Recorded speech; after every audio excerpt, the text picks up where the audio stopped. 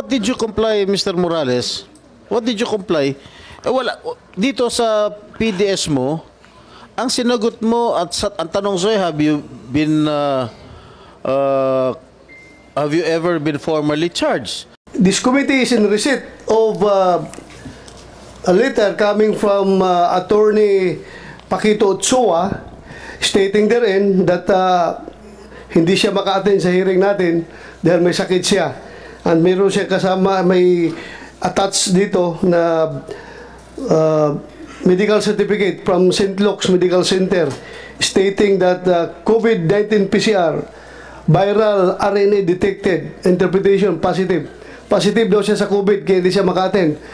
So sana kung hindi siya kung naka-attend siya ngayon dito, baka kung natapos natin itong in-entertain itong mga resource person na kailangan natin tanungin at kung nandito sana siya, baka I could have adjourned this this hearing after to this hearing, but bigyan pa natin siya ng tsansa. So kumsik, ilang araw ba bago mag-negative sa COVID? 5 days. 5 days? 5 to 7 days. So okay lang kung bigyan natin si Secretary Ochoa ng 1 week? Ha?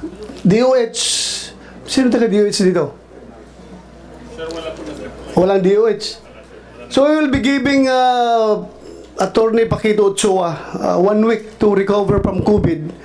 And we have already sent to him 2 invitation letters. So by this time, you issue subpoena for his attendance before this committee. Kung hindi pa rin siya mag-attend, baka warrant of arrest will be issued by the Senate kung hindi siya magpakita. Ha? Just for the record, dahil mahirap yung iniiwasan tayo. Well, you know, in-acknowledge natin positive siya sa COVID, ha? Kaya bigyan natin siya ng another 1 week. Kung nandito sana siya, baka tapos na itong hearing na ito. Mr. Chair, yes, is this committee going to conduct another hearing next week? Yes, next week. I thought this is the last hearing, Mr. Chair. Yeah, kung nandito sana si Paquito Ochoa, I could have decided to adjourn this hearing. Pero mahirap yung hanging tayo, Your Honor. Kailangan humarap siya dito sa ating committee. Kaya para matapos natin dito. Yes, Mr. Chairman, Senator Tolentino. Maybe ask Yusek Vasquez, may paraan ba another alternative, not in congressional hearings but in trials, court trials, take the deposition or what? Ano bang pwede mo i-suggest? Thank you for the opportunity to make a statement again, Your Honors. Actually, there are ways of facilitating testimony taking short of physical face-to-face. Yes, I know that. I know everything. But I want him to be present physically here. Gusto ko lang mahirap yung magtatanong tayo na wala siya doon sa harapan natin. Kaya nga, nag-volunteer yung iba na online daw sila mag-testify. But I don't allow that. As far as this committee is concerned, we do not allow online attendance. Kailangan nasa jurisdiction sila ng committee na ito before we can take their statements. So yun ang akin. Submit, Your Honor. Thank you. Mr. Chair, may I know Yes. the circumstances why the presence of the former executive secretary is needed here? He was I'm not defending him because you know naman he's the former executive secretary of President Aquino. yes, number 1, he was mentioned in the deposition of Jonathan Morales that the operation was halted, was disapproved by former Deputy Director General for Operation Carlos Gadapan per orders of the then Executive Secretary Paquito Ochoa. So yun lang naman i-confirm natin sa kanya para because we are trying to establish here kung talagang totoo yung sinasabi ni Jonathan Morales.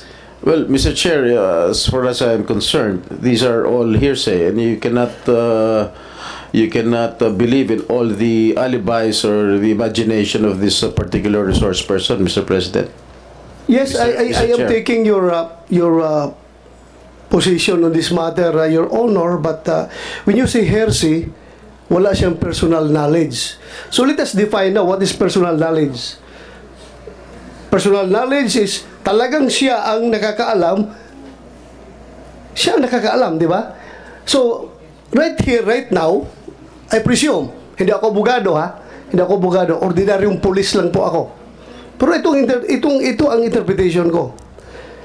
Jonathan Morales has no personal knowledge as far as the action of Paquito Ochoa of stopping the said supposed to be surveillance and casing operation to validate that information.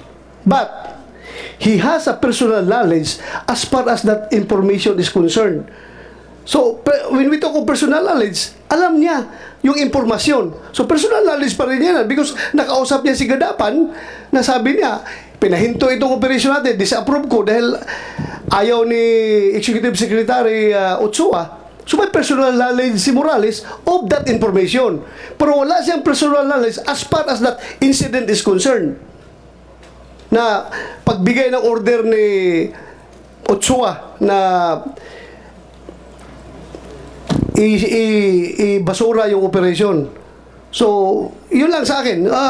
Hearsay, pero pag sabi natin personal knowledge, may personal knowledge siya as far as that information is concerned. Kaya nga, pinapatawag natin ngayon, at na-intriga lang ako, Your Honor, kasi pangalawang imbitasyon na natin ito. Ngayon, may COVID siya. So, pangatlong imbitasyon natin dito, ay subpoena na. I don't think the Senate will question my actions as far as this hearing is concerned because kailangan ma-maintain natin yung credibility ng Senado. If my memory serves me right, correct me if I'm wrong. Nabanggit mo si former PDEA Chief General Santiago at pinuri mo pa siya. Correct? Yes, Your Honor. Ngunit, meron akong video na medyo, kung gusto natin palabas, na mismo si General Santiago ay kine-question ang iyong integridad. General Santiago, kailan po nakuha itong video na ito at bakit nyo sinabi na his integrity is questionable? Mr. Chairman, Your Honor, magandang tanghali po sa inyong lahat. Medyo, because of my age, medyo hindi na ako as a matter of fact, hindi ako interesado sa hearing na to eh. Kaya lang, hindi na ako makapanood ng Netflix. Puro PDEA leak. Sabi ko, teka, kaya nung imbitahan ako, sige, pupunta na ako riyan. Meron din isang nagpunta sa akin na sabi ko, without my knowledge, sabi ko, wag mo na akong idamay dyan. Yung pala, ini-record niya yung aming conversation which he showed sa vlog. Yung si Cap Nino Barsaga ba yun? Sabi ko, wag mo akong idamay dyan. Nagulat ako, inilabas niya bigla dito sa YouTube eh.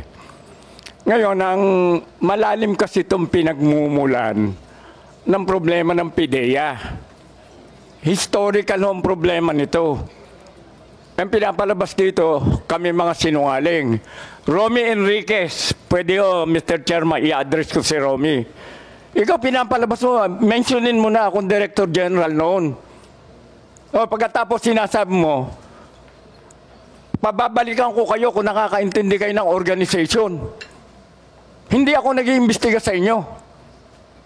Meron legal service. Kung ano man ang resulta, nire-review ko yan at pinipirmahan ko kung approve, disapprove. Kung nag-appeal ka sa civil service at nakalusot ka, di buti sa'yo, good for you. Pero huwag mo akong sisihin na itatago nyo pa kung sino Director General nyo. Ha? Hindi, patapusin mo ko. You do not address me, address the chairman. Para matuto naman kayo ng protocol.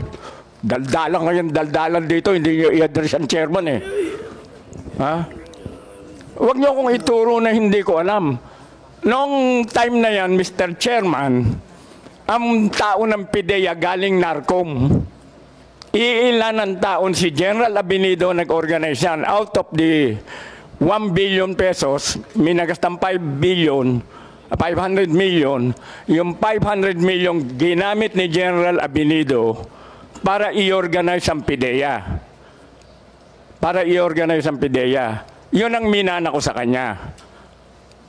Kaya nabuo yung PIDEA because of General Abinido. Ngayon, yung mga tao dyan, mga galing narkong, maramihang pulis, nag-issue ng... PC, sir. PC, INP. NARCOM. NARCOM. Pagkatapos, ang nag-issue ang ating presidente, former President Gloria Macapagal Arroyo, na i-recall lahat ng pulis. Alam nyo, natira sa akin, 100 persons. Karamihan, admin. So, ano ginawa ko doon? I grew up as an intelligence officer. How can you operate nationwide with 100 people? Kaya na-recruit dyan sila Romy Enriquez, si Agent Morales. Dahil we don't have 100 people, kaya forced to good kami na mag-recruit ng tao. Ang masakit noon, nakalustot daw siya. Ang sinisisi niya, mahina ang PIDEA. Di ba binanggit niya doon sa hearing dito? Kasalanan ng PIDEA, mahina yung nagre-recruit eh. Nakuha na siya, may kasalanan pa yung ahensya. Pagkatapos, nadesisyonan yung kanyang mga cases. Anong nangyari doon? Nag-appeal sa Court of Appeals. Nag-appeal sa Supreme Court. Sinasabi niya, mali. Ano ba yung mga tanga ba yung mga sa justices natin? Will that be acceptable to anyone here na yung palang mga justices natin, puro tanga? Base yun sa sinasabi niya. Pagkatapos may nagsabi pa sa akin, hindi naman abogado yan si General Santiago eh. With due respect sa mga lawyers dito, marami abogago eh. Ha? I grew up, hindi ako intelligence officer. I never had any formal... Ayan, nandiyan si General Angkan. Wala akong formal intelligence training. Ba't mula tinyente akong hinahawakan ko puro investigation, intelligence? Name the Armed Forces Units, Unified Commands. Tingnan nyo kung ano trabaho ko. Kung hindi ako operation intelligence. Until I retire, nag-PIDEA ako intelligence. PIDEA is intelligence-based. Hindi mo naman kailangan, kinwestiyon pa ni ex-agent Morales, si Derek Carion. Hindi naman chemist yan eh. Nakalimutan niya, si Derek was director ng laboratory service. Ang tao niya, yung mga chemist. So, porque hindi ka abogado, hindi ka na pwede. Ang tagal ko nag-handle ng cases. Hindi ako perfect one, nagkakamali rin ako, pero hindi po pwedeng i-insultuhin ka nitong mga tao na to. Ano ba naabot nyo? You may be somebody, but I'm everything. You may be something, but I'm everything. Based on my experience. Huwag kayong mga insulto ng kapwa nyo rito. Makinig kayo at irespeto nyo yung protocol. Before you speak, sasabayan nyo. Humingi kayong permiso sa chairman. Mr. Chair, if I may. Yes, go ahead, Chico. You have the floor. Yeah, General Santiago, naging tao niyo ba itong si Morales? Nakasama ko nga yan. Ang problema, kaya pinapatingnan ko yung organization. Itanong natin sa kanya kung anong level siya doon sa ladder. Sa organization, may ladder yan. Kailan po kayo naging PIDEA Chief, General? I was PIDEA Chief from 2006 to 2010. During the time of President Jimmy? Gloria Macapagal Arroyo. All right. You resigned in 2010. No, 2003 from the military service. No, from PIDEA, General. Kasi iba na yung administrasyon. Dahil nanalo na si, palitan na si President so you Gloria. resigned na? Nag-resign na po kayo? Kaya hindi, automatic naman yun. Because I was a political appointee. Courtesy resignation. I had to go. All right. Mr. Morales, kailan pumasok sa PIDEA? 2009, Your Honor. So nag-abot po kayo? Yes, General. under my watch. Alright, during the time na nagsama po kayo, na nakatrabaho niyo po si Morales, ano po ang pwede niyo sabihin sa integridad, sa trabaho ni Ginoong Morales? Alam niyo, Mr. Chairman, ako, Director General ako. Nandun sila, nasa doormat sila eh.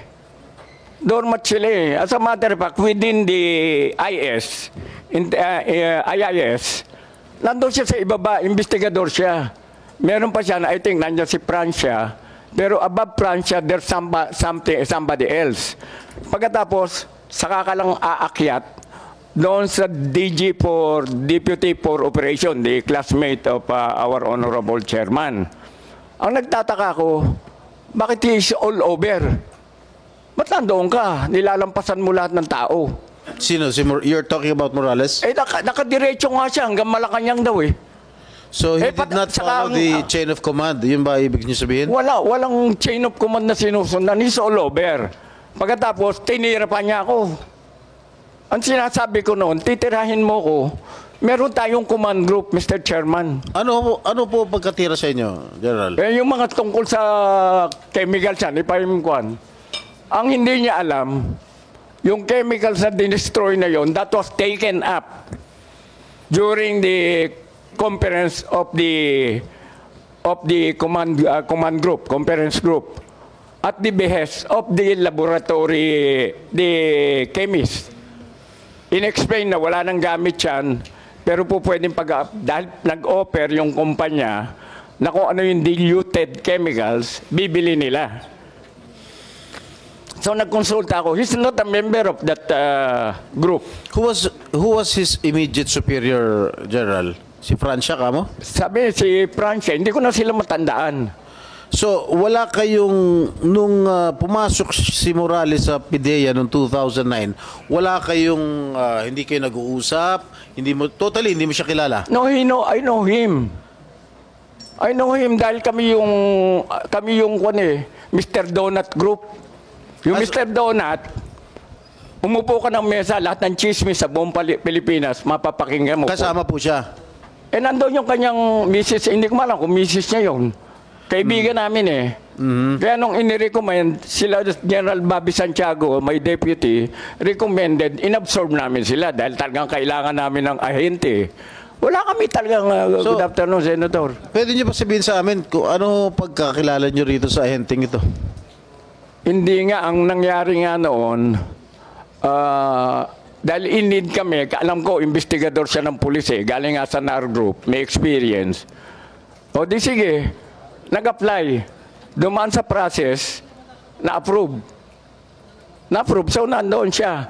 Ang pinagtataka ko, binanata niya ako, bandang huli, pinalitan si Gutierrez, pumalit si Gutierrez, binanata na naman siya si Gutierrez, tapos ako na magaling. Tapos, nawala si Gutierrez, pumalit si General Kakdak. May problema na naman si General Kakdak. Eh, lahat kami may problema, siya lang ang tama. Pero magaling eh. Ang akala niya magaling siya, siya ang tama. Kaya kami, wala kaming karapatan lahat. Pero General, bago nyo tinanggap o nag-apply sa PIDEA itong si Morales, hindi nyo ba chinek yung kanyang background na na-drop siya sa PNP, na-dismiss siya sa serbisyo, na-suspindi siya, tapos na-drop na naman sa PNP? Ba, hindi ko na kuha yun dahil nag-present siya sa recruitment group eh. So, ibig sabihin, he misrepresented himself. Hindi, Mr. Chairman, if I may. Ngayon lang ako nakarinig, nandito, ang daming military rito, pati si Chairman. Ano, Chairman, ang nangyayari if you are a wool? When are you dropped from roles? After 31 days ba? So, General Hangkan? the chairman... Hindi na namin matanda. Pero automatically, pag ikaw nag-leave ka, nag-over ka, binibilang mo yun. Alam mong peligroso ka na. Alam mong drop from roles ka, automatic. Hindi na kailangan sabihan ka. Alam mong goodbye ka na. Alam naman natin yan, sir, na yung... Ang kasunod ng drop from roles is discharged from the service. Kung hindi mo maagapan, hindi ka makapag-report. Automatic yan. If you're dropped from roles, ang succeeding is orders yan to be issued is talagang dismissal from the service. Yes, that is the process, Mr. Chairman. That's the process. Yeah. Pero alam mo, pagka lumampas ka, alam mo na automatic, you're dropped from Mr. Chair. roles. Yes, automatic. General, Yeah. maliwanag na maliwanag dito sa kanyang PDS, nakalagay dito, have you ever been formally charged? Ha? Ang sabi niya, no. Pero, he misrepresented himself to the PIDEA dahil marami siyang kaso. Pangalawa, have you ever been separated from the services in any of the following, ano ito? Malabo na ba ito? Modes of resignation, retirement, dropped from the roles, dismissal, termination, end of term, finished contract, awol, or phased out in the public or private sector? Ang sinagot niya, no. Pero, he was dropped, he was dismissed from the service, from the Philippine National Police. Tinanong kita last hearing if you misrepresented yourself sa PDS mo na sinabit mo sa PIDEA na you were not dropped from the PNP role and was not dismissed and suspended.